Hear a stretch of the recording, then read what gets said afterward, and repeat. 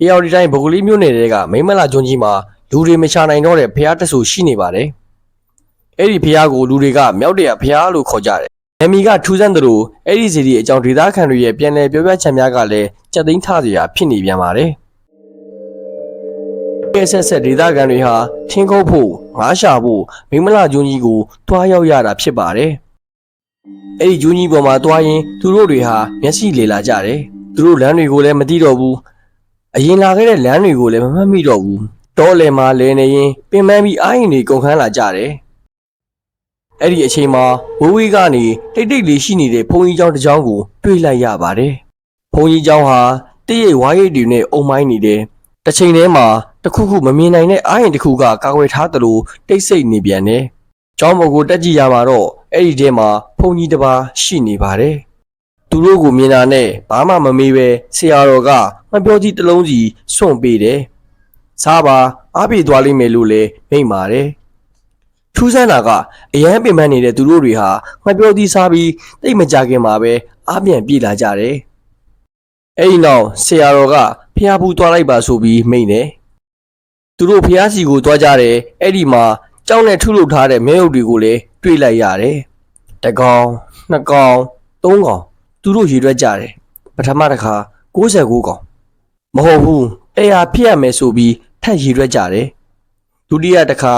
အကောင်100သူတို့အချင်းချင်းမယုံနိုင်အောင်ဖြစ်ပြီးအားလုံးကထပ်တူအတူရေတွက်ကြတယ်ဒီတစ်ခါပြန်ပြီး69ကောင်ပဲဖြစ်နေပြန်တယ်မြောက်တစ်ကောင်ပျောက်သွားတယ်တယောက်ကပြောလိုက်တယ်အဲ့ဒီတစ်ကောင်ကဘာလဲအသက်ရှိနေမလားတောထဲကလေကလည်းတဖြည်းဖြည်းအေးလာတယ်သူတို့ချက်ချင်းပြန်ထွက်ချင်လာကြတယ်ဆရာတော်ကလမ်းညွှန်ပေးတယ်အဲ့ဒီလမ်းအတိုင်းသွားပါဆိုပြီးမိန့်တယ်သူတို့လမ်းလျှောက်သွားပြီးဂိုင်းနေရာလောက်ရောက်တဲ့အခါရုတ်တရက်သူတို့ရဲ့လှည့်ရှိတဲ့နေရာကိုပြန်ရောက်နေပြီသူတို့ဟာထူးဆန်းတဲ့အဖြစ်အပျက်တွေကြောင့်အဲ့ဒီနေရာကိုရှာဖွေဖို့ပြန်ပြီးတွားကြည့်ကြပြန်တယ်အဲ့ဒီတခါတစ်ပင်တွေအမတ်အသားတွေအကုန်ရှိနေတယ်ဒါပေမဲ့ဖုန်ကြီးเจ้าမရှိတော့ဘူးဖျားမရှိတော့ဘူးမြောက်ရုပ်တွေတကောင်းမှမရှိတော့ဘူးအဲ့ဒီနေ့ကစပြီးဒေသခံတွေကအဲ့ဒီဖျားကိုနတ်ဖွက်ထားတဲ့ဖျားလို့ဘိုးစင်ပေါင်းဆက်ပြောဆိုလာခဲ့ကြတယ်ဒါပေမဲ့လွန်ခဲ့တဲ့နှစ်ပေါင်း150လောက်မှာအဖြစ်အပျက်တစ်ခုဖြစ်ခဲ့ပြန်တယ်အထက်အညာကဥပစိတ်လို့အမည်ရတဲ့ဆရာတော်တစ်ပါးကအိမ်မက်ထဲမှာမြောက်တရဖျားကိုမြင်ခဲ့တယ်အိမ်မက်ကိုယုံပြီးကျိုးမော်ကိုလာရှာတယ်ဒါပေမဲ့ရှာမတွေ့ခဲ့ပါဘူးနောက်ဆုံးမှာသူကိုယ်တိုင်ဇေဒီတဆူတီးခဲ့တယ်အဲ့ဒီဇေဒီကိုအောင်ဇေဒီလို့ခေါ်ကြတယ်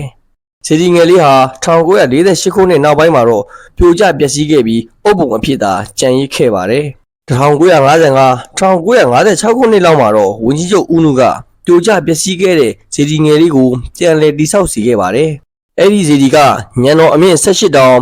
အောက်လိုင်ပေါက်16ပေါက်လေကား၄စင်မုတ်၄မုတ်ရှိပါတယ်အဲ့ဒီဇေဒီကိုမိတ်ဆွေတို့မိမလာကျွန်းကြီးမှာညံ့မြင်ဖူးတွေ့နိုင်ပါတယ်